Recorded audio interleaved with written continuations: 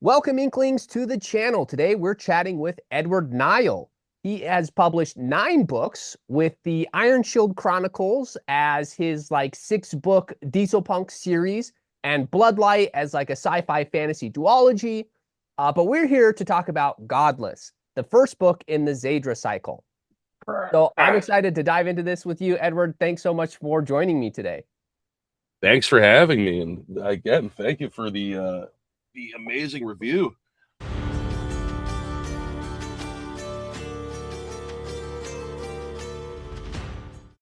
People on my channel know I don't just hand out free good reviews. So when you get a raving review from me, it means I was raving about it. I'm telling people about it. I want other people to read it so that I can talk about this book with them. So that's my ambition with all these books that I actually like really love. I'm like, okay, we need people to read this so we can start a book club or something. So Yeah, well, hopefully, hopefully, like we'll get out and we'll. I mean, if I could grab a few more readers. I mean, I keep joking to my friends is I have dozens of readers, dozens. a mountain of dozens. Yeah. Yeah, Um, well, we'll definitely need to get that number up because it's just such a great opener to a series, and I just loved it, and it really did make me want to learn more. It's almost like I can feel. I said this in my review where it feels familiar, but it just is so different that I'm like, okay, I feel like I have a inkling of where this is going, but I just want more. Like by the time it ended, I'm like, no. well, I think I told you like as I in our emails as I was writing So I go through a lot of false starts whenever I write. Hmm. Uh, kind of a big kind of like heavy world building kind of book. When I was writing the Ironshield Chronicles, it was a little bit of a faster turnaround. I had like a few chapters of false start, and then fizzled off, and then got into it pretty quick. When it came to Bloodlight, went through a whole 270,000 word disastrous first draft that ended up not that I ended up gutting and like cutting to like half that size, and then in the reread branding a release it into the duology. And with Xaidra, I swear I was working on this story like on and off for the past like since I was like 17. Hmm. So like way too long, like a long time at this point. I'm in my mid 30s now, and I'd been trying to figure out really the starting point for this series. The more I wrote and the more I delved into it, the more I realized like, oh, this is gonna be the most intimidating thing I've ever worked on. This is gonna be just this Sisyphean task of trying to make all of these different like world elements and gods and pantheons work. And the end of the of Godless is kind of where I thought that was what I imagined for like my first chapter. It was going to be this wandering character that we don't even know his past at this point, goes into this area, and then stuff happens to like avoid spoilers. And a lot of like what that kind of final scene we get with Kale was really what like I initially beginning. And when I figured it out, and when it solidified what I had to do to actually write this, I realized I actually have to do so much groundwork to build up this character and the whatnot. So I just started from there, and once I realized what I was doing, once I understood I had to take my time with it, it was just off to the races. Everything kind of tumbled out of me, and I got to like the 120,000 word mark and realized I'm only at that kind of inciting original concept for the inciting incident now, but I've already gone through the arcs of a novel, right? So I could either drive myself insane and like spending like 3 times the amount of time writing this massive tome and then editing it, which if I told you about my editing process is Yeah. a lot of just like my eyeballs falling out as I freaking go over physical drafts again and again with a fine tooth comb. I decide, this is actually a really good. It leaves a cliffhanger, which the guy Yep. at the which the guy at the there's this indie bookstore that specializes in sci-fi fantasy that I did a signing at, and the owner had read my book by that point, and he was like, a little bit salty about the cliffhanger. I'm like, hey, Yes. I'm sorry. It just seemed like a good point to like kind of chop it off, and then again as I work on the book too, because I don't like I know you put out the I know you're a fan a proponent of the kind of rapid release thing. I couldn't Yes. picture spending that long. Like I'm like once I start publishing, like there's no way I'm going like 5 years not publishing Yep. just to build up like the amount of books that were on the series. I'm like, Well, I okay, feel like like it's a little yeah, bit different for you because you already have a lot of publishing experience. You already have a series that's out there with your yeah, Diesel Punk series. So it might be a little different in this situation. A lot of time yeah, the rapid release strategy is something that I advocate for, especially for debut authors. Like if you're mm, brand new, don't have a reputation, that's a great way to like practice writing, to get better at your yeah, craft, to learn the editing process. Like yeah, it really helps with that whole thing. But if you've kind of already experienced that, I think it's a little bit different. yeah. So I think that it's probably okay in this situation. I But hope so. I'm just salty because I want it, in 2-3 month increments now. But Yeah, I'll which definitely, would so need to. not work with what I'm writing. There's no way. Like the quality, it would be that meme of like the beautifully drawn horse, the from the tail, and then it's the thing Yes. the card. So You that get would be like my fire and series, then and it turns into a drawing. yeah, that's what it Yep. would be like if I tried to like do it like every few months. Like I've been pretty consistent at a release per year, Hmm. and sometimes two per year. The thing with the Ironshield Chronicles is that was kind of a rebranding. I'd had these like 200,000 word gigantic books, and I'd taken like 3 years for the sequel and written like a middle book in the between, which was actually ended up being Iron Exiles, originally Old Bolts. This was the one that was the semifinalist in the SPFBO 2021, and so that, and then the sequels, and I did the rapid release with the re-release. I kind of like made put it into like these smaller chunks, these smaller increments. By that point, my sequel had sold like 40 copies, so I'm like, I think I could take a risk here and just and I saw nothing. I saw no change. I saw no change in my sales whatsoever. Like like Interesting. I don't know how many indie authors have talked to you about stuff like Amazon ads and whatnot, but like the whole landscape has changed from when I started. I managed to get like a couple thousand sales on Iron Shield just off Warhammer 40K keywords and whatnot back in the day, and now it's Yep. just like I spent like a decent chunk of money on like advertising for Godless, got nothing back, and I'm just like, okay, Mm. the landscape's changed for like advertising in books. I'm not going to learn, like how the landscapes change. No, I got time for that. So I'm just going to like do what I usually do, enter some competitions, hope for the best. Yeah, I think you have to have a diverse marketing strategy for sure. And I have heard from several authors that the Amazon landscape has changed quite a bit.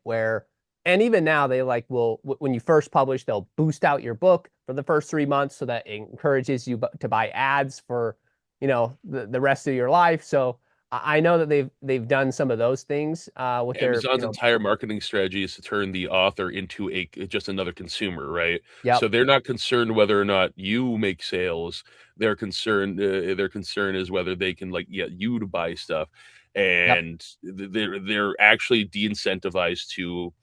They don't want you to be kind of doing too well. You don't want to the point where you get off their platform and kind of like become self-sufficient. yeah. If word of So mouth takes off, what do you need Amazon for? So, yeah, and it's honestly my it might be my Achilles heel when it comes to books and marketing, where definitely have friends who did the whole like paid advertising thing, or they would pay to get their book in like reviewer pools and try to just like jump up the reviews, and it's worked. I mean, quite a bit for some of them. I don't care about any review that's not like a natural review from someone who just reads the books. Like all my Iron Shield yeah, reviews, if you look up the original Iron Shield novel, 31 reviews are on there. Not a single one of them is from anyone I know. yep. It's all strangers on the internet. It's all just people who read the book, and that's all I care about, right? Yep. That's how So I prefer it too. Like a lot of sometimes when authors reach out to me, they're like, how much does it cost to get a review? I'm like, nothing, because one, I do reviews for indie authors. I know budgets are tight. So I don't like charging for reviews because one, I feel like that is dishonest. Like now I feel like I have to give a better review or something. Whereas if there's no money associated with it, I can just be 100% audience or honest and I don't feel obligated to skew the review one way or another. So Yeah, and yeah, I I've think yeah, and you've been definitely I've looked through you, like obviously been watching your channel for a bit. I've watched your reviews, and you don't like you said, you don't glaze. I mean, like it's how you've been pretty honest as far as like indie review years go. And I'm not gonna like name names of books, but I've definitely seen stuff out in the indie sphere where it's like, when like something's popular enough where it's like almost verboten to say anything bad about it, yes, right? And yes. I've watched indie reviewers like pretty much with a gun to their head, try to like some progression fantasy stuff that's so out or whatever that's so outside their wheelhouse, that's so Hmm. outside anything they enjoy until they like tap out at book 3 in the series, and I'm like, yeah, stop listening to Reddit, dude. Yep. Stop listening to the baying hordes of people insisting you read some their trumped up Naruto fan fiction that they just won't stop talking about because they have some weird hive mind going on. Yeah. So that's definitely a challenge, and I'm glad for the most part I've been able to avoid that. And um, it's nice to dip my toes into different subgenres of fantasy to see the different things that I like. I did just read a progression fantasy recently that I loved. So, and I haven't really Awesome. heard much people talk about it, but Well, um, that's where you and your reviews come in. that's the goal. That is to let people know like there are other really incredible stories out there. So, Yeah, I'm not and trying to harp on a specific genre. I'm just saying, like, well, I see a guy who's like, whose like favorite stuff is like Robert Jordan, Stephen King, and then he just has to read something because his comment section is like full of like, read this. yep, It it just comes, and then like you see, and when you feel them like just like force themselves to say good things about it, yep. like that whole sandwich compliment that is ever so popular. Yeah. Yeah. I sometimes do that because I'm like, man, I need to figure out a way to lighten the blow on some of these Yeah, things. but the But stars don't lie. it's true. Like at the end of the day, the rating will be the rating. So Yeah. you can find some silver linings, but yeah, it's gonna be good or it's not. So and I want to talk a little bit about your background too, because I think that you have a really cool kind of origin story, especially with Godless, where you started this endeavor with this book when you were 18, you were living in a homeless shelter. Yeah. Those are kind of tough circumstances. So what inspired that story? And do you think that like suffering or some of that humility kind of unlocks creativity and passion when you're in those circumstances? Oh, like I'd say 100%. I'd be hard pressed to find any artist I respect who didn't go through some real life circumstances one way or another. I mean, it's kind of my gripe against like one of my gripes about like pop country and whatnot. It's just like, okay, like yeah, like I find those songs boring. Oh, and like you never had a taste of poverty. So it's like, okay, like, oh, that explains a lot. I mean, I could, who knows, but I could be wrong. I mean, considering how much of music is like, popular music especially is done by committee. I mean, half the time people Yeah. aren't even writing their own songs and whatnot. But then I look at like even like metal bands from back in the day, like Iron Maiden, like recorded their entire first studio album in one take because they couldn't afford extra studio time, right? Hmm. I mean, freaking like Stallone was living in like transient hotels and freaking like sleeping in Greyhound stations and whatnot. It's just like it used to be.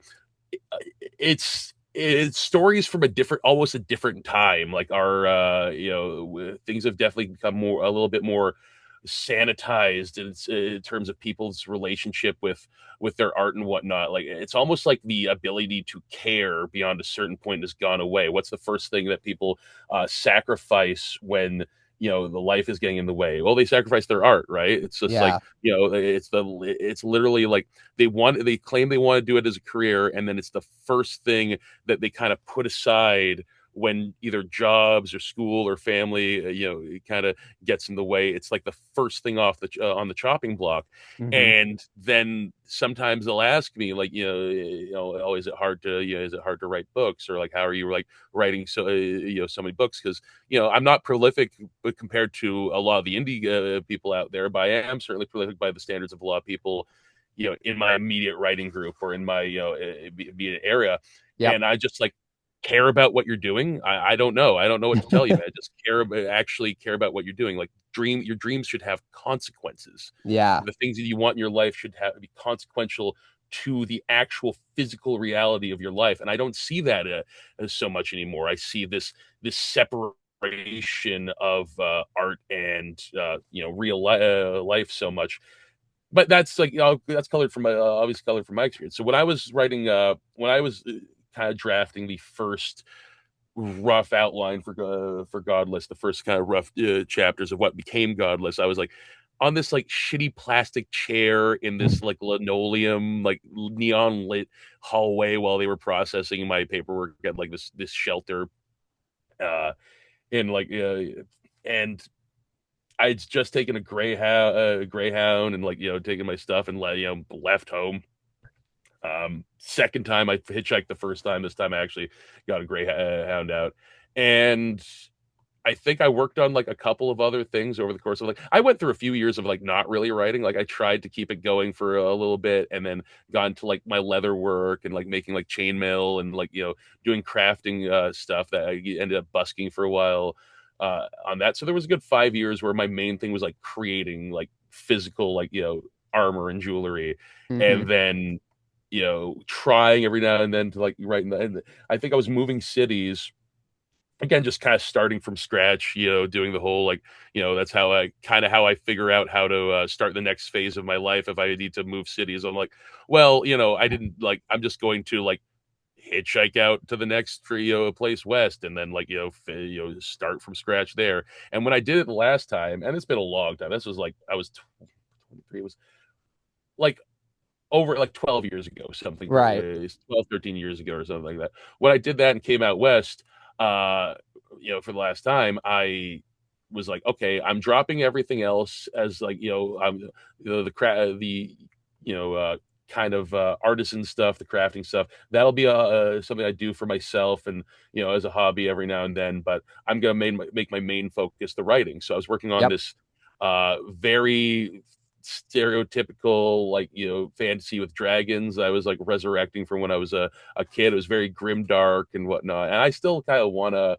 It was my first novel project when I was like really like 13 to between ages 13 15, and I still think there's little seeds in it that could be turned into something good. And so I was working on that again while staying in like a homeless shelter, kind of like working, building myself back up again, and start so get into the habit, right? Write that novel. Doesn't go in. Don't publish it. Doesn't go anywhere. Write another kind of sci-fi novel that I just put in the trunk and never looked at. Worked on an urban fantasy that quickly skewed to horror, which I think is actually my favorite kind of urban fantasy. I think Oh stuff yeah. like it was like when the people's powers became like the actual source of their terror, like the being destroyed by their own. Like what would it be like if someone could do like some of these like things in real life? Well, like would they understand it, or would it be this kind of almost horrifying thing, like almost so I worked on that. Finally, Bloodlight was the first one that clicked to the point where I like got to the end of a draft. I'm like, well, I can't publish it like this, but here's how I can actually break this down into something, a little bit pithier, a bit savvier. And I had to drop a lot of my ego about like heavy world building and kind of be like, this is more of Mm. an action. This is more of an action based, like a quicker paced novel than I was originally planning. Like I was trying to make it too big for its britches. I'm like, this is a one off kind of thing. And then it started off there. Like after Bloodlight, I very quickly, realized I wanted to do this like love letter to like mechs. It's like a love letter like mechs and like World War I history. I just like was reading. I was reading a bunch of like military history stuff, and I'm like, oh man, I really want to do Yeah. like And like that's something that I wanted to touch on is the fact that you had mentioned that you use history and kind of nonfiction as a way to inspire a lot of your writing. And I like that because I know a lot of fantasy writers will read fantasy and that's kind of what, spurs their own ideas and stuff. So kind of walk us through why you Here, choose to just read history and how that kind of influences your writing process. so here's my copy of a book about Alexander the Great, and like you witness the tabs. Um, so like I don't know, like I was reading a biography about Caesar, and next thing you know, like book 3 of the Xaidra cycle is going to have like an entire plot point based on like coin mintage between different like rival faiths in like the city of Mir because of like one chapter I found. And that like you don't know what's going to become useful or what's going to like start the gears turning until you start reading it. And feel like if I was trying to read, like a coworker of mine is like reading through the Erickson stuff.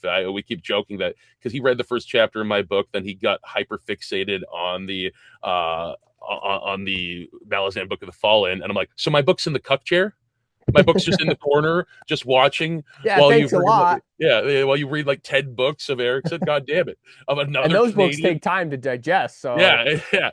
So I feel like if I was trying, so I started kind of like, maybe think, oh, maybe I'll reread some Erickson, and I just can't dive that deep into like someone else's world building while I'm also like, working on something that's so heavy on world building on my end. yeah. I think the cross influences would just kind of be too much. So a lot of the times when I'm writing fantasy, I'll be like reading either like some sci-fi or I'll be reading a lot of history stuff.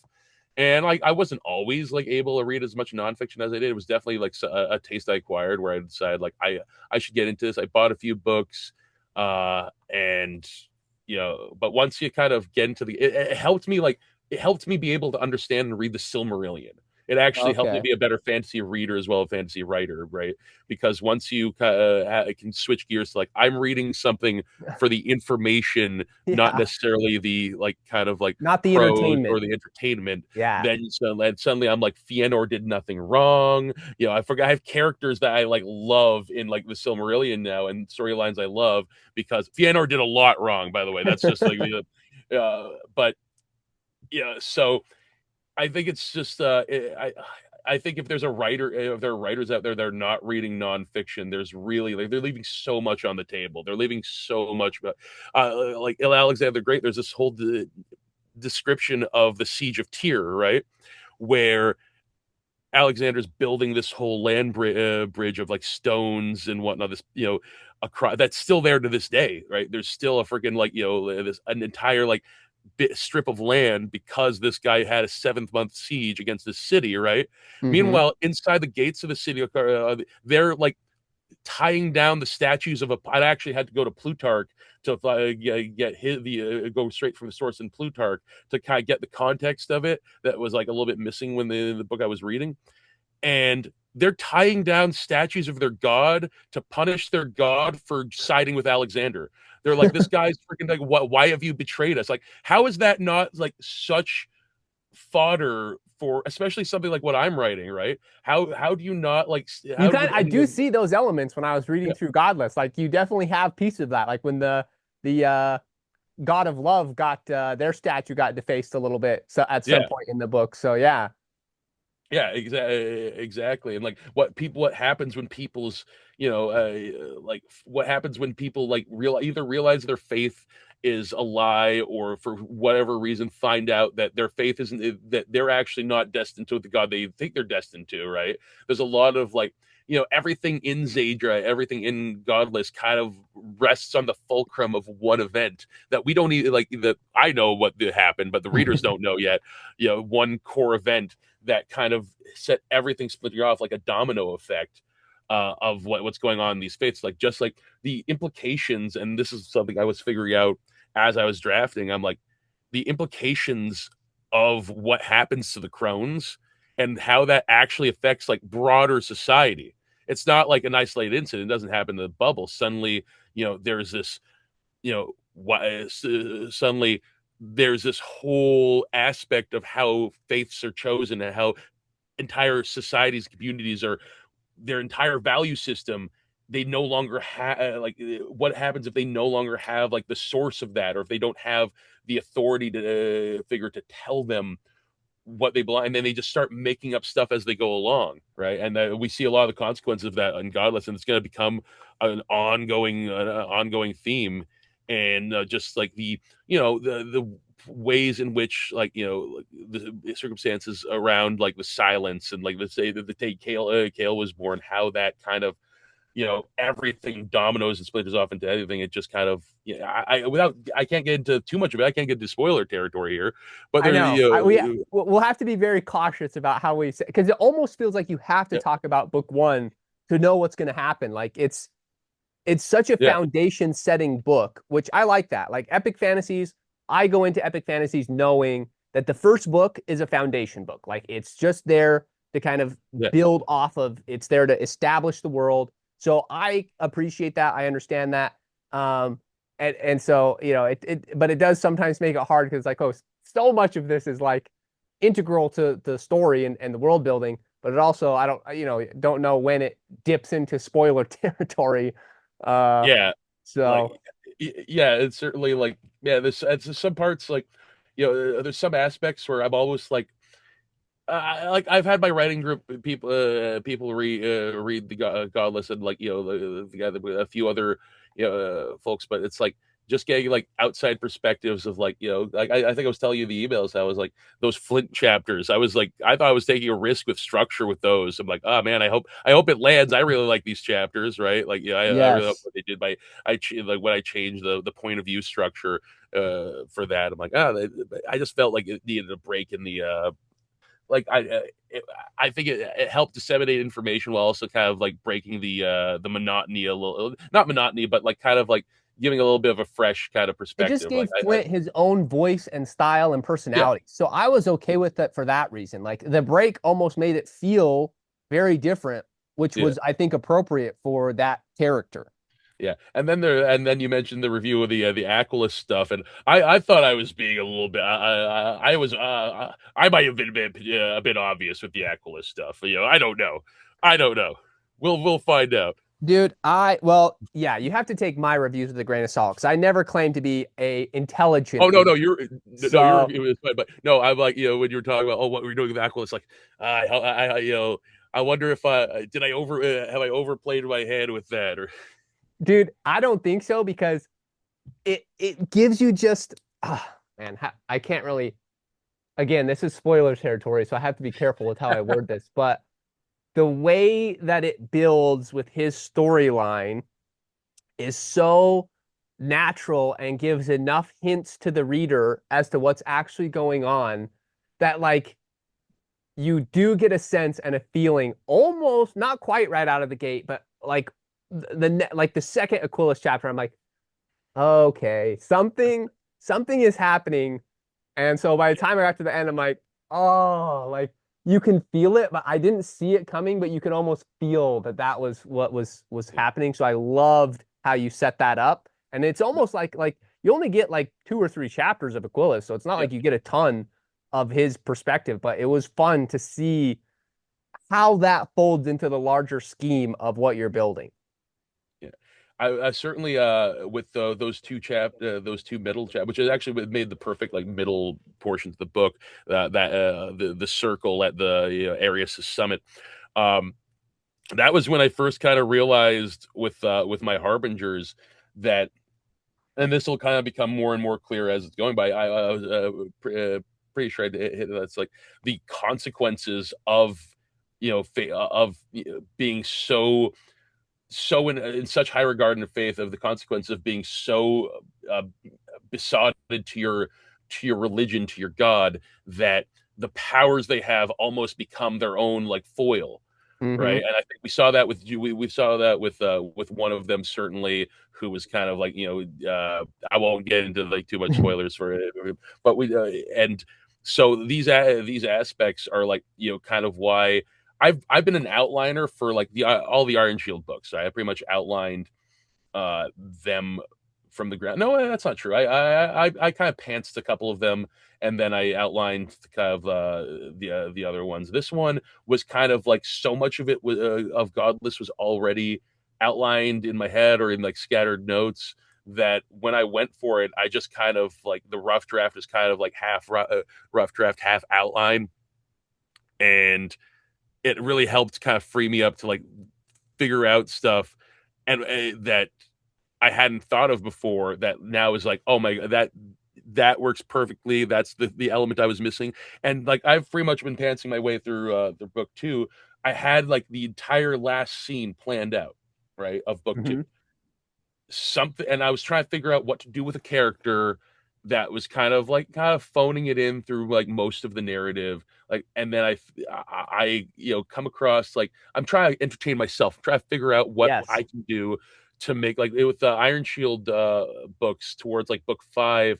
There was like certainly I was going through like a council like meeting, not a council meeting, like just a dark Sith kind of thing with the Emperor sitting in a quarter, just like giving his commands in a dark room. I'm like, man, this is cool. But what if he was watching a mech fight, while it was happening? Like, like what if he was watching them test out and do mech? And just sometimes like you add a giant robot in there, or you throw in some kind of element that can entertain you, help you keep yourself and more engaged, and the reader will be more engaged as well. So I was trying to figure out something to do with this character. Yeah. Well, I want to touch on that real quickly because I know in one of your videos you talked about how whether you're a plotter or a pantser, you're often going to hit those snags that kind of like Yeah. stop you in your writing. And Yeah. because you've kind of had experience with both, I just wanted to ask you kind of how you overcome that. Is it just your way of saying like, what do I do to entertain myself? Is that kind of what breaks you past those barriers, or what's your process to get through those kind of like roadblocks? That's generally so. What happens if I find myself at a roadblock where I'm like way blocked? I examine what I'm doing because I find if you get too attached to an outline, I've spent so much time the hamster wheel going on trying to keep an outline, stick to an outline that turned out to just not be very good. Right? Mm, Just because you've outlined it doesn't mean the outline, what you've plotted out is necessarily good, and you've got to figure out that middle ground between like how where you it's the whole kill your darlings thing, right? Like, okay, yeah, you thought this idea was really cool when you started writing it, but now you've got so much other cool stuff. And it's like, you gotta figure out, filter out what's useful to the story as a whole and what isn't. And by the end of it, like most of your really cool ideas are going to stick, right? hmm. Most of them are going to stick around, but you're gonna, I sacrificed a lot of cool scenes throughout like Godless. There was going to be this whole, and I can talk about this now because it changed, because I changed it. It's not the same, right? Where but elements of it, and you'll recognize that elements of it are there, right? Yeah. Where Kale had a pet, and it was going to be this big banquet, and his like where his father was going to serve him like the Oh roasted carcass God. of his pet, and it was going to be this whole like, and it's just like I didn't have anywhere to fit this thing Hmm. in the narrative. I didn't even with the flashback structure, I didn't have anywhere to fit it in. And it turns out like I have parts of this I can use elements, but I can't do it the way I initially pictured it, or Yeah. else I'm going to bog myself down. I'm going to end up writing like hundreds of extra pages to work around just because of this one scene, or I could have the spirit of it in there Yes. and just kind of so I it's think I that's a think it's good point to make too, is what you're describing would not have been a bad scene in the book. That would have worked really well. yeah, But like you said, just because it's about what works. Like because it's good doesn't mean it needs to be in the story. And I think a lot of people have good outlines, so they feel like they have to keep it all. But I think that's a yeah, great almost piece of advice to say like it can be good and still not be included in the end result. yeah. And bear in mind, like my outlines are like pretty, like when I outline, it's like chapter by chapter and scene by scene. So my outline for Iron Wrath, which became Iron Fury and Iron Ruin, the currently last two books in the Ironshield Chronicles, that outline was 50,000 words. That was a Hmm. 50,000 word outline. The outline was a small novel, essentially, right? Yeah. So what at the end, and the other authors have said this before, no one's really going to know the difference if you do it well, right? Your Yeah. rough draft, if you're a pantser, is essentially the outline you go off, right?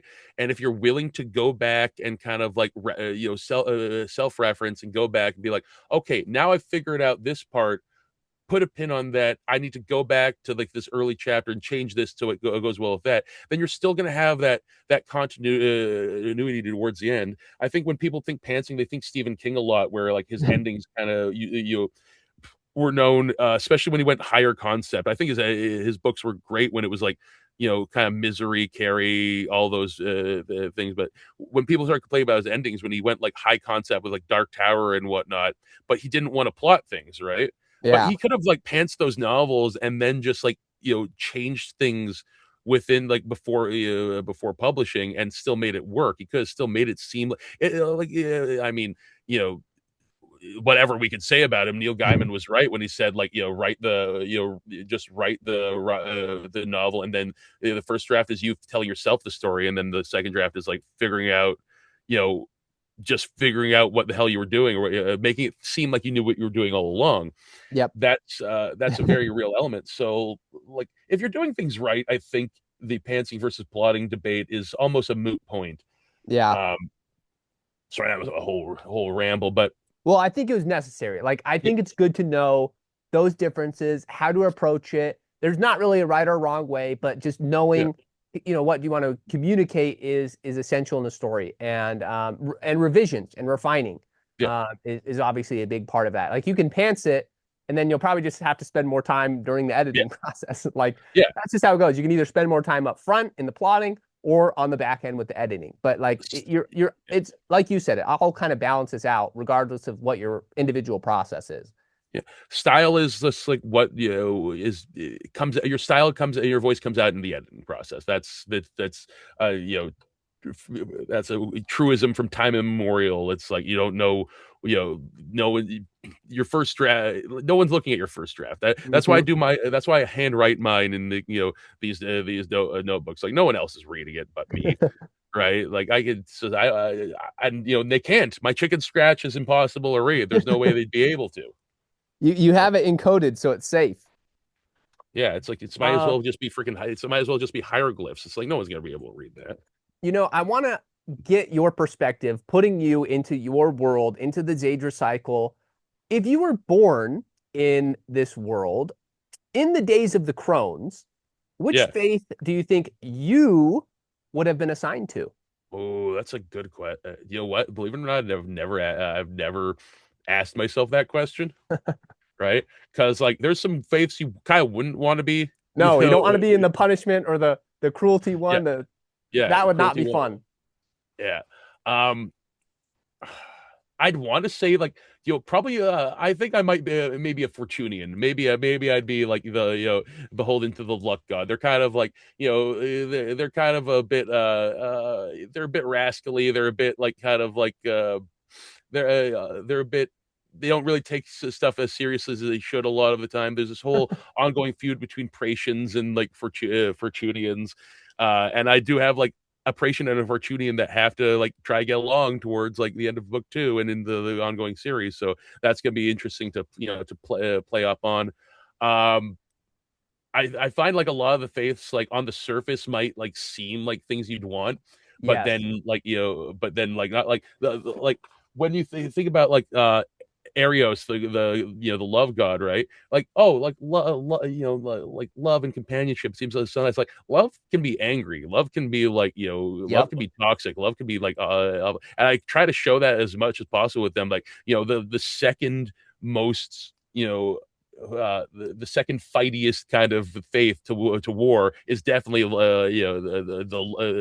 love god, right? Yep. Like that religion is the is one of the most contentious in the and because of its desire to kind of shape the world in its image and this its a surety of its correctness, more than all of the things. Like, I don't know if you, when you read it, Godless, if you read the digital edition or if you read or if you were reading the paperback. One second. Well, so that's a funny story. So I Yeah, yeah. I read the digital version.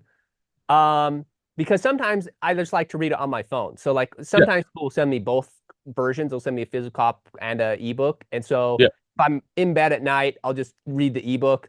So I don't I have to have intended my to light send the on. physical copy. I wanted to. So, but you know, I'm telling you, I remember, like I physically remember holding Godless in my hands. Like I remember holding it and saying, like, okay, like recognizing the cover, seeing it, like it was, I don't know what it was, but I like could physically remember Yeah, holding it and like setting it on my counter. And so it was getting to the point where it was your turn in the TBR, and I'm like, okay, I got to go look for the book on the shelf. I'm like, where is it? Like, I'm pretty sure he said he was going to send it to me, and then I looked at the email. I'm like, yeah, he said he sent it. So I'm like, but oh this was around Christmas time, so like we are getting a lot of boxes, we're yeah. throwing stuff away, and there's lots of chaos, and we were traveling, and so I was convinced that I had thrown accidentally thrown this copy away. So I'm like, no, I threw away his book. Like I felt so bad about it, and so I was like, I have to buy another copy, and I'll just have to apologize. And then you're like, Meanwhile, oh, I never ended up sending it. I'm like, oh, thank goodness, I thank went to the goodness. post office. I had the copy. I signed it. I'm putting it in the envelope, and I'm going over, and they're like, "Oh yeah, you have to download an app, a customs app, to send stuff to the states now." I'm like, "Don't you just have a form?" And they're like, "No, you have to download the app." And I'm just like, dude, I'm having these like I'm having these little boomer moment crash outs. I'm like, I'm this close to becoming a goddamn luddite. I'm so freaking Yes. done. So like, I remember going to the local airport to see my mom off, right? And Hmm. they missed their flight, and she had to get like another flight. And I found out you can't buy airport plane tickets at the airport anymore. It's all So dumb. online.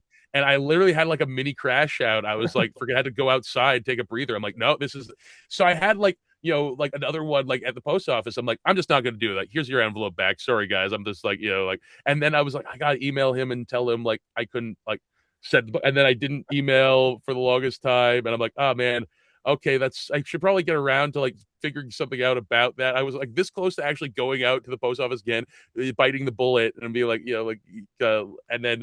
and then I see the review pop up. I'm like, damn it, he must have bought a copy. God damn, I'm sorry. I'm Listen, sorry. it was a relief. When I tell you it's the biggest relief that you told me you didn't send it, you have no idea. If you had said, like, oh, glad you liked the copy, I would have been like, I would have felt so bad because I'm like, I threw away his signed thing that he sent out. So I think it worked out the way that it was supposed to.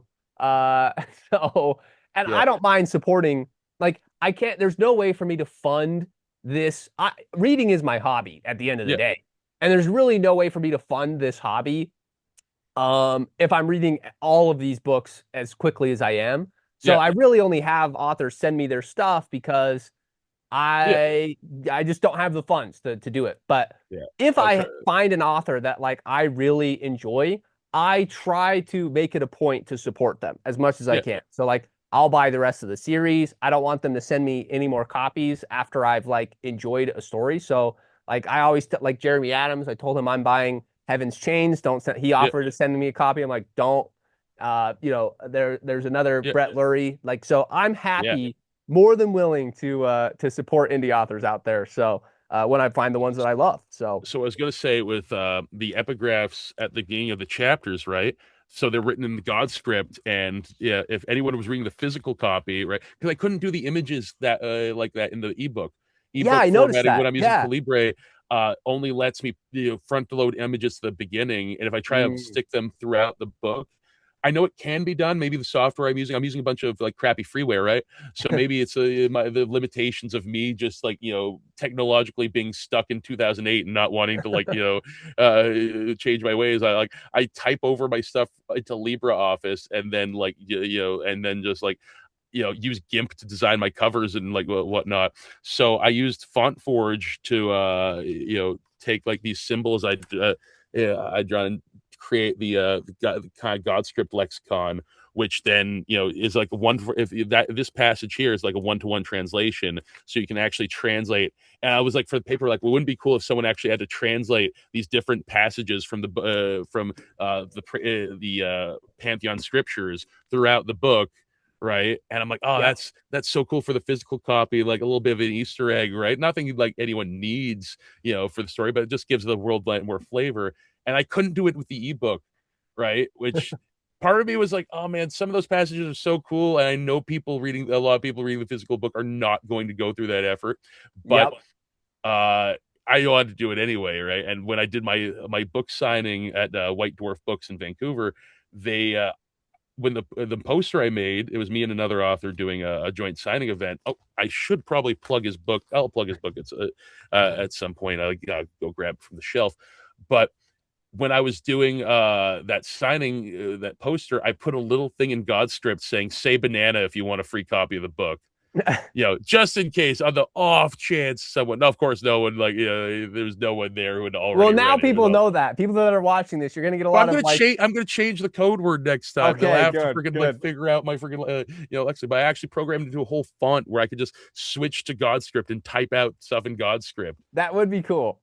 Like so well, yeah, so it was just how I do it. So then once I had that, just I like little things like that, like visual flavor. Even though I don't have an illustrator right now, and I'm just kind of doing it myself, like with my cover, like like the silhouette and whatnot. That's because I want to draw it completely myself, but I don't feel confident enough to like fully render the character. It'll come out looking like a '90s comic book if I freaking try to like illustrate it, like really cheesy. So I'm like, I was trying to go. Listen, you know how I felt about the cover. Like, I think it's okay, but I sometimes with covers, I'm like, it's the inside of it is so good that I Yeah, want the cover to reflect how good the story is. Like, if the story's like okay, I'm like, it can have an okay cover. Or yeah. sometimes okay stories will have a phenomenal cover. And that's like the real like almost So paradox I there. need to write worse, and that Right way everything will worse. kind of even out. Yeah, Yes, exactly. Because like Richard Nell, I feel the same way about his covers. I'm like, your cover tells me nothing about this story. Like, I do not like this cover, but the actual content of his book is yeah, so good that I'm like, it would be fine if the story wasn't good. Fine. Like, do whatever yeah. cover you want. But when you write a banger, I hold you to a higher standard for covers. So one that's one my policy. one day, I'm sure I'll end up hiring like illustrators to like do like. Right now, I've already completed the cover for the next book. Is that even gonna pop up on my freaking camera? Uh, like Oh it's yeah, kind of yeah, a yeah. similar kind of kind of thing. I think I posted about it on on my YouTube channel and whatnot as well. But the and this is just like a style that I'll just keep a consistent style, and one day I'll be able to hire, I'll hire someone to actually full like kind of do covers to my standards, because my standards are the same. Like I've like got Frazetta art books like on my shelves in the corner. Like I love highly detailed illustration for book covers. I'm just working within my limitations right now. I Yep. also, because I had these guys I hired like for the Ironshield books. Like where's that? There's this one guy I really like, and I might end up going for with him again. He did the original artwork for these Iron Exiles and Iron Revolt, and I love his work. And he was reasonably priced. His name is Shredder Dima on like he has like an art station, and I think he had like a Fiverr account and whatnot back in the day. And I'd trust him, and I'd hire him again. The landscape is so bad with AI art now. Like SBFBO had to shut down its cover art competition Mm, portion because like one of the guys that got in was like the author didn't know that yeah. apparently they Right. hired someone who just like used AI, right? Which is in and And of itself a tough challenge to navigate in the indie space. So, yeah, and so I kind of like that element of like of controlling the process myself, that I can just guarantee that there's no tomfoolery when it comes to that.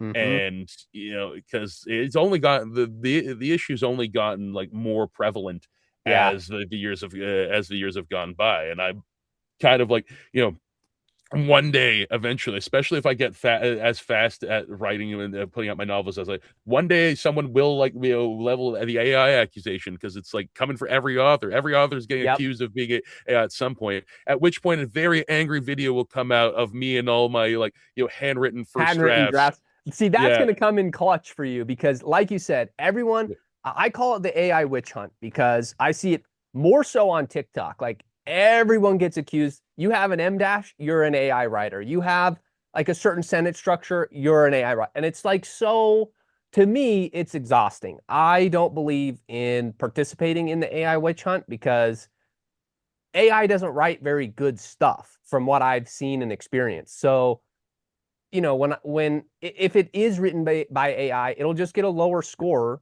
because it's not written well. Yeah, And that's kind of how I weed out AI is if it's a good story, the likelihood that it's written by AI is so low that like you're just wasting your energy to try and accuse someone of something like that. So, and even if it's not high quality, like you don't know if it's just they're still working on what writing and still practicing their yeah. craft. Like a lot of books that I read in the indie space, like I'm not going to name drop, but people probably know who I'm talking about. I would have accused them of AI. Their Yeah. book was published in like 2020. And Yeah. so it's just it, some things just aren't written well in my opinion. And that's my opinion. I People know there love was a lot of these stories. So I don't know. I know there was that whole, and I only learn about some things through like just like names getting mentioned, online without like me ever knowing the context. And once I knew the context about that one girl who put out like her first like book, and Yes. like you put out some videos about it and whatnot. I was trying to figure out what the drama was like. So someone put out a bad book. And then like like everyone's like blaming because she put the whole because she did her you know, because she did this whole like campaign, and people like just don't buy a book if you don't have samples of the writing, or like don't like the whole Kickstarter. Man, this is a whole going to be a whole other rant because like I love that Brandon Sanderson stuff is like I love that the highest grossing Kickstarter campaign ever is like a fantasy some fantasy books, Yes. aspects of it. I also kind of you know besides AI, I hate what crowdfunding has done to art. Used Mm. to be people would like just put out like be have a drive to put out art out of their pocket change, out of their freaking like their money from their minimum wage jobs. They'd freaking just like scrounge it together. And now it's like, no, I need this financial backing validation before I can put out stuff. Like, people used to just do it for the love of the game and hope for the Yes. best. Like musicians used to just like scrounge them together money to do it. Now everything is like whenever I see the whole like oh, coming soon to Kickstarter, like coming soon to like not be available, and like I'd rather just kind of I'd rather just scrounge it together, my art together, and like put it out and just like rock it and just have it available as a purchasable product. Absolutely. I And go, completely agree with you because yeah, you're establishing your credibility. You're saying this is done. You can like one of my biggest complaints, especially on TikTok, is musicians that are like drop a clip of their music and it's like, oh, this sounds good. I want to download this song. And then they don't have it for the next 3 months. They're like, it'll release in two yeah, months. I'm like, I'm never listening to this song again. Like yeah, it just out pisses of me off. spite, just yeah. Well, the thing is, the thing is that it's this need to make sure that everything you put to try to have this assurance that everything you put out is going to have maximize on like returns, right? So Yep. people just hold it like, oh, I finished a book, so oh, I gotta do this whole marketing release strategy and this whole thing. God forbid that I ever put out anything that failed. And the reality is most stuff fails at first. That's like the whole this whole current kind of thing about it's just like most like the I was watching a video about the creation of Dan to Dan, this very popular manga and anime, and I've caught up on the manga. Right, the guy had like freaking like something like 15 different series get canceled before he Yep. like met stride with that one. It's a reality of the art world that we used to all accept. You put out albums that don't go anywhere and then hit your Yep. stride. You put out books that don't go anywhere and then you hit your stride. That used to Hmm. be a thing, and now there's almost this kind of very there's this very kind of business brained kind of idea of like just the whole right to market thing is like kind of become almost a cancer on the indie sphere with books, where it's like, no, it has to have these tropes, and people will claim like, oh, it right into market isn't writing crap or isn't selling out. Yes, it is. One of the guys, the main proponents was Chris Fox, and in one of his books on writing to market, he literally said, "Oh, I changed the gender of my space captain because of market research." Oh, so you Yep. had a creative idea and then you changed it to sell out, right? Yep. But it's great if you're gonna hug a middle market and you want to have like this kind of guaranteed income stream and guarantee that you're not going to be remembered in 20, 30 years. Go ahead. I aim to be exceptional with my craft. I think there's no point unless you're trying to be exceptional with Yes. your craft. I'm not. That's why I'm writing like a Sanderson-esque freaking epic fantasy rather than just like another lit RPG.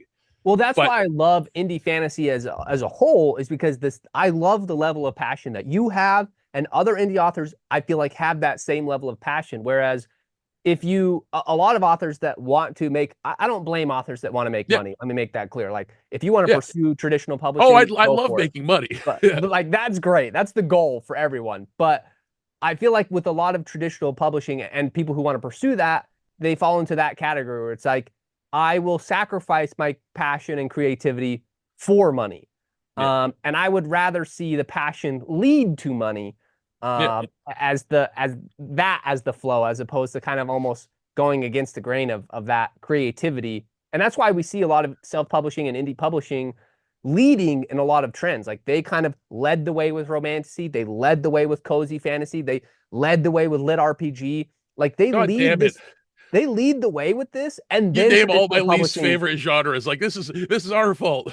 It is, and like I hate cozy fantasy. I really don't like it, Yeah, but I can appreciate how it created a market for yeah, fantasy readers that maybe don't like the epic scale as yeah, much. Same with romantasy, like romance as a way to get into fantasy if you don't really like fantasy, but you like romance. So like I can have an appreciation for those things, even if it's not like yeah. my I'll, reading preference. But it's when traditional publishing sees those trends yeah, taking off, they formalize it, and then it yeah. becomes like a rote kind of basic delivery. It's this inversion of how things of how things used to be. So it used to be an understanding in the publishing world that like trends are started from popular books, right? So you Yes. start with taking a risk on something that an editor thinks is good, and it kind of creates its own trend. I mean, like think about like lit RPG with like Ernest Cline, like stuff like some of the pioneers of like that kind of stuff. Think of how like now we have like kind of like this like kind of like it's almost like isekai, right? Like taking it in these spheres, kind of obsessed with almost this isekai type writing style, and that's not even new. That's like portal fantasy was a thing since the early like Tad Williams and whatnot, and like Right. Terry Brooks. But this, but now we see where it gets. It used to be you could almost have trendsetters be picked up by traditional publishers, and now they're playing it so safe that I've walked into like brick and mortar bookstores to find the fantasy section is all romantic. I found one that didn't even have Tolkien, dude. It was Mm, just a romantasy. It's just like they hug to the market. It's like, okay, put it in its own section. yeah. Stop having these romance books wear the skin suit of fantasy. And the thing is, they telegraph what they are so much. You can tell by the font, you can tell by the cover design, you can tell by those beautiful sprayed edges. I'm like, Hmm. why is that? Like, why is that always like the worst books that have the freaking like beautiful sprayed edges? Like, I'm sorry, I'm not going to be kind to romantasy like right now. It's and I've read straight no romance books. Like I'm not against like romance novel. I'm against this whole like if you allow something that's like at that level of kind of a that has that kind of a rabid consumer fan base to wear the skin suit of other genres, and in this kind of hyper capitalist society you're going to have the after effect be that everything becomes that, right? It's starting to affect sci-fi, the romance, brainworm is starting to affect so many other genres like mystery and sci-fi and whatnot. That's just like, okay, am I actually reading something from someone who's a fan of the genre and is going to kind of like be making me think and making me, or is it this going to be just like another like another lesbian romance story that kind of happens to have like a murder mystery or a monster thrown Yeah. in, and So that's Yeah, like I agree. Like I see the issues with it. I think I think where I kind of differ is I think that the market always corrects itself. So we get this influx and this saturation, and it's a trend. So you see it for a time, but it doesn't last. Like it's the flash in the pan. So we're seeing the flashes in the pan.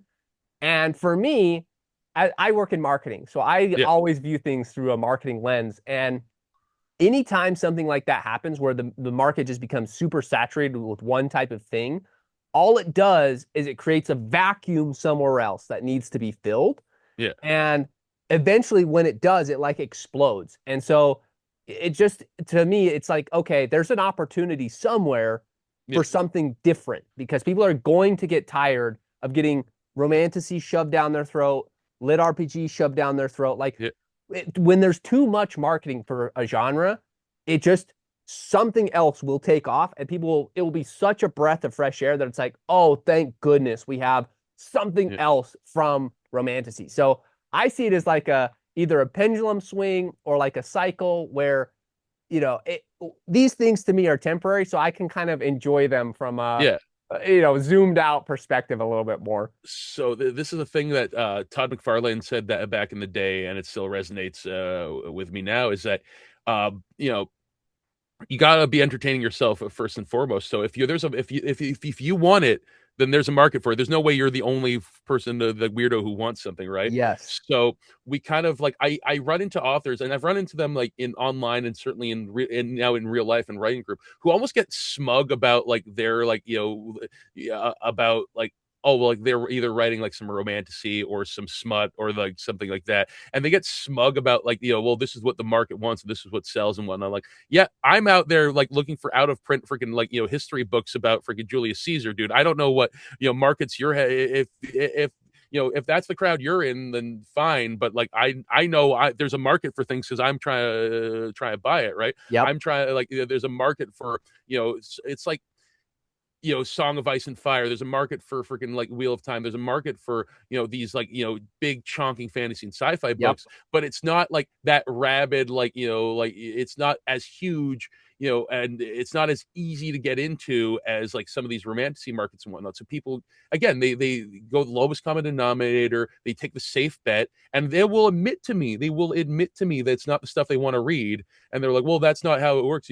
You're actually not supposed to just like write what you want. You're trying to find a gap in the market. Like, yeah, if you're a business person, I'm an artist.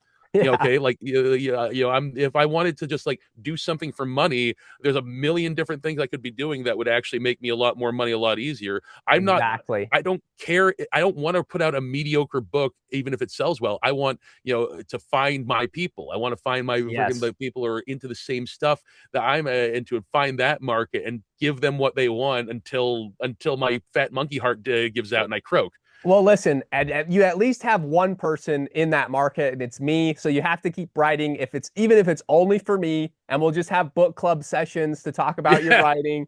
Like, we'll do what my we have to audience of do. one.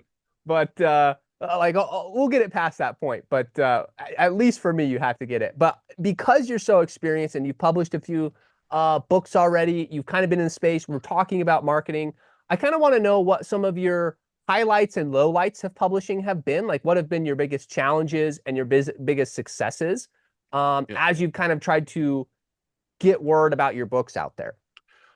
So certainly when I first came out with Iron Shield, the initial run of Iron Shield, I've got the I've got like the like crappy like plastic covering on this because this is the I've been trying to record the audiobook, so I've been like have this guy laid out for that. When I was writing Iron Shield and when I was publishing it, Bloodlight had like one review on Grimdark magazine that was I remember that being my first like actual review that I received. And when that came out on Grimdark magazine, I was super stoked. And then it didn't really go much of anywhere. And I kind of was like, okay, that book's a dud. Work on Iron Shield. I publish it, go through the initial week of depression of like watching nothing happen, a few sales trickle in, and then like Yep.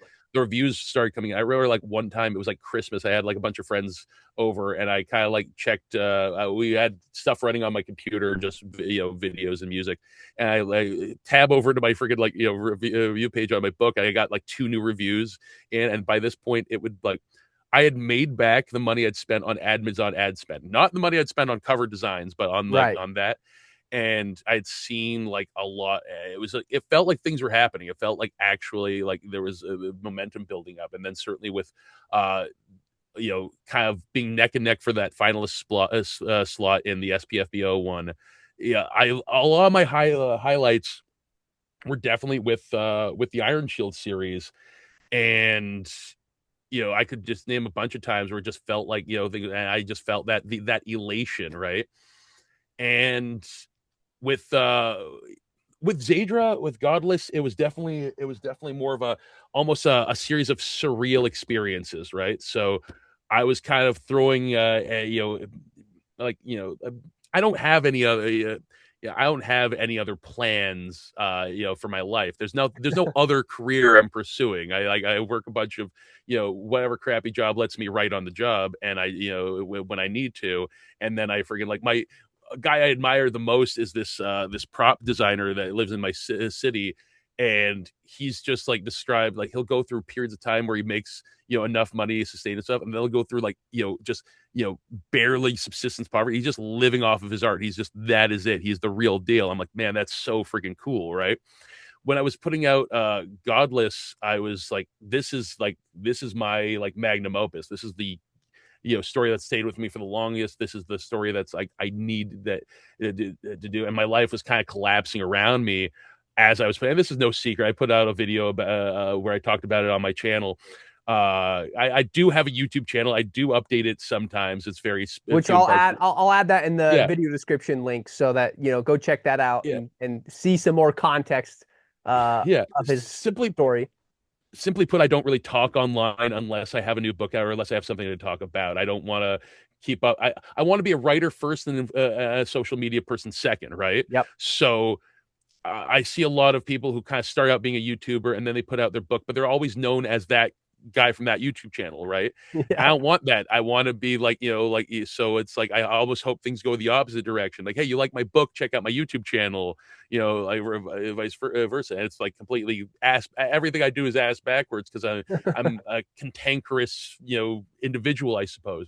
But like my life could kind of collapsed, and I had the experience of seeing my book in the window of a bookstore and then going pitching a tent out on a beach, right? And like down the freaking street from it, right? And that was like just so. It was such a weird, different, That's like the different opening scene combination of of a movie experience. right there. What you just described. So Yeah, it was a lot. I was showing up to my like kind of usual like writing group meetups and like kind of like being like yeah like this is why, and a lot of them knew like what was what was coming. I'd lost a lot of like my normie jobs had kind of fallen through for a while, and things had been like on a downward spiral. And I'm like, okay, but I'm putting out this book. That's what matters to me. And I had this, and then I went and I did the signing at that same bookstore, and I'm using the same like massive backpack I'd carried. And now it's like holding all my copies of my book, and I'm wearing a blazer, and I'm freaking trying to like, and it's just, and it was such a. It's gonna be something I'm gonna remember for a long time. Like when I made a point of like hitting publish from like inside of a tent, right? To like make sure, but it's it's something where I would all throughout my 20s when I was kind of trying to blend in with a lot of the people I knew from concerts and whatnot. I didn't talk about a lot, and because it was like you kind of get almost embarrassed, or you understand that people aren't going to understand the context of the lifestyle you've gone through, right? And mhm. now I'm like, I'm too old to like even pretend. Like, no, this is like the basis for like this is how I attained my freedom in life. This is how I did my thing. So it's just such an integral part that would almost be pointless to try to not talk about it. Well, listen, you have a story. That's why I asked about the story in the beginning, because you have a story of a successful author. So like J.K. Rowling and when she talked about how she had to leave a domestic abuse situation and live with her like family, like she was Yeah, a little experienced a little bit of that. So like you see like these super successful authors with these like really humble yeah, beginnings. And so you kind of have that like yeah. story, which is kind of, I mean, obviously you don't want anyone to go through those No, types of things, but it's cool that you have a background like that you've been able to overcome and like overcome adversity and yeah, overcome these challenges and continue pursuing a passion like that. I think lends itself more to yeah, your story as an author, that I think when you get successful and when you become a millionaire from all these things, it's just it adds to the relatability of you as Yeah. an author. It adds to like your realness and relatableness. So I do think it is good to talk about, your challenges and accept those because they do make you who you are and they do Yeah. I think add to your character. So I think sorry, I'm like freaking mind going a mile a minute, but I think the crux of it is like it's not so much what people go through, it's what people are willing to keep like, creating through, right? So yes. so many times I run into people, I don't have time to read, I don't have time to write, I don't have time for this. And I'm like, okay, listen, like, and the story I kind of tell is like somewhere out there in like, the middle of the prairies in Canada there's a homeless shelter that probably still has like there's holes punched in the wall, the floor, like little tiny holes from a leather punch because 18-year-old me went over to like it was at a cobbler's shop where some old Russian guy gave me like a bunch of leather scraps and and said, hey, you can like actually like carve stuff out of like this leather and like make stuff. And I'm like, oh, I want to make like a cool like fantasy arm guard. And I'm just like surrounded by all this chaos. I'm like deciding to create stuff anyway because that's what I want to do, like caring about it regardless of your circumstances or your surroundings. It's not so much that life throwing these things at us. It's like not buckling under and immediately going to like the quote unquote pragmatic kind of thing. I see just people again. It's that whole thing like art is the first thing. I don't know if we were recording when I was talking about this or not, but it's like art being like the first thing people throw away. It's the Yeah. first thing that gets put aside. And that's kind of the real test of it. Like you want to make something into a career, but you treat it like a hobby, Hmm. right? You treat it like a hobby, and you kind of almost hold yourself hostage. Like, oh, it's not. Oh, I didn't turn a profit. Oh, I give up. Right? It's like, Yeah. okay, well, every story of almost every author is like, Sanderson fucking put out, well, not put out, but he wrote like 12 books before Yep. he like got his first book deal, and that's only one of the most recent ones. If you actually look into the story of most of the authors, like it's like that's kind of the landscape. Is just like keep trying. Is your dreams, your goals need to have consequences. That's Yeah. the one thing I freaking have to stress more than anything. It needs to be it should be consequential to your life, and a lot of people kind of have its own little bubble. Oh, a couple hours every other day, maybe I'll spend a little time on this, but their main thing is like, oh, I gotta get that promotion. I gotta like you know do this thing or that thing. I was like, okay, well, yeah, I mean, anyways, knew he was Um, getting some mistress. I could sense it. I could sense it. well, I'll tell you what, we'll wrap things up here. But well, first I'll show, the bookmark that I've been working on. Again, I always try to do the covers of the author that I'm working with. So that's my take on the Godless uh book cover there. So I gave him a wraith Oh, cloak so cool. instead of the red silhouette. So Yeah. Well, the silhouette was always supposed to have be like of the wraith cloak. You have the spikes on the shoulder yep. coming from that, right? So that's why I was kind of picturing. Yeah, and So I love how you inverted the colors too. yeah, I like to take my own take on things every once in a while. But Yeah, I was starting to invert. I had it on my tablet here.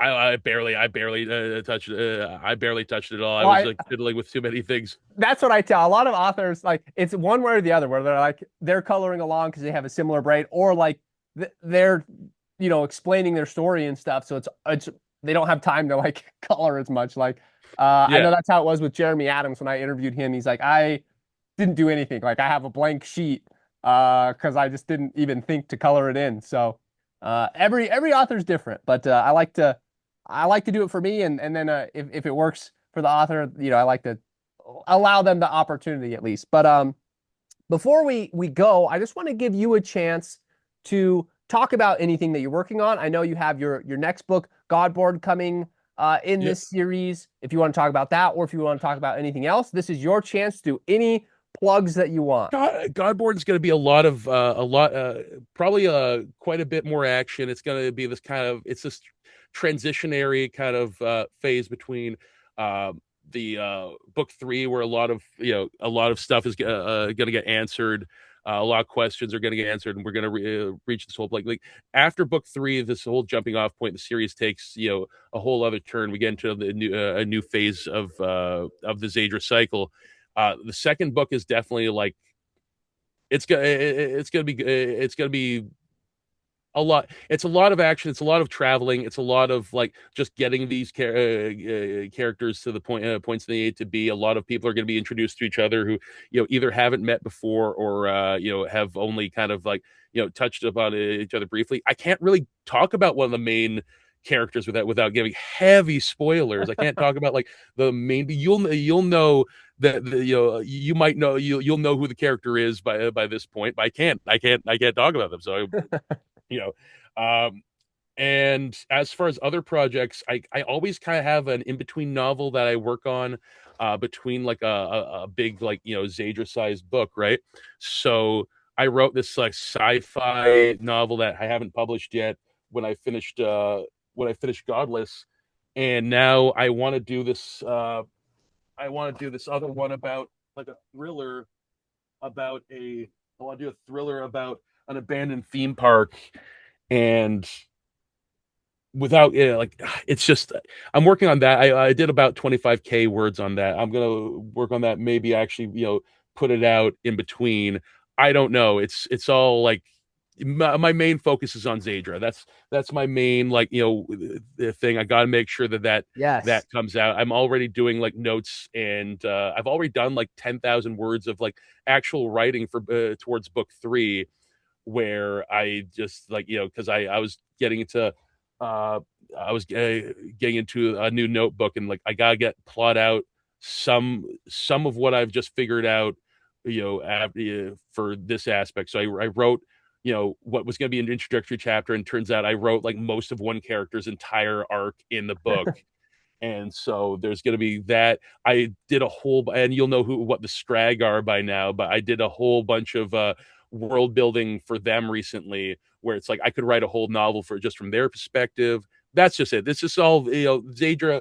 The non Xaidra stuff is almost like not worth talking about. It's right now because the main focus on I have a first draft of a seventh Ironshield book that I still have to edit, and that's I don't even have the bandwidth in my brain now to even think about that. That's gonna be like something for like the Iron Shield series is supposed to go for a lot longer, but I've put it aside for a hot minute to like focus on the fantasy. So Love it. Well, that's what I like to hear because I do read some sci-fi, but I'm definitely more in the fantasy category. So I'm glad to hear that Xaidra is taking the front seat because that's what I want to see more of.